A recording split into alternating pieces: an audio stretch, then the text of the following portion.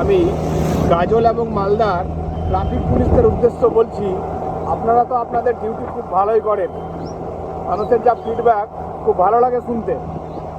তো আপনারা এরকম গাড়িকে কন্ট্রোল করতে পারেন না? এই যে গাড়ি বালু বোঝাই করে গাড়ি যাচ্ছে, বালু তো উড়ে উড়ে চোখে মানুষের লাগতে পারে। একজন বাইকার, একজন সাইকেল চালায়, যারা পথিক, যারা পায়ে হাঁটে, এই বালু উড়ে তো চোখে আসে।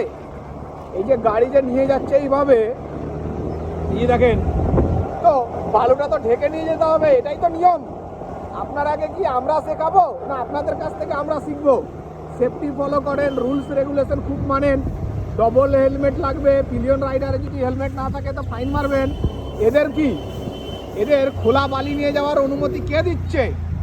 হ্যাঁ, এই গাড়ি থেকে যে বালুটা উড়ে এসে চোখে পড়ছে, চোখের ক্ষতি মানুষের, এর কে নেবে? কেন এর তিরপাল নাই এই সব গাড়ির? বলেন, কেন পলিথিন থাকবে না? গাড়ি যাবে যে কোনো সামান পলিথিন দিয়ে ঢেকে নিয়ে যেতে হবে। বালু উড়ে চোখে আসছে, রাস্তায় তো ধুলো আছে, গাড়ির ধুলো আসছে।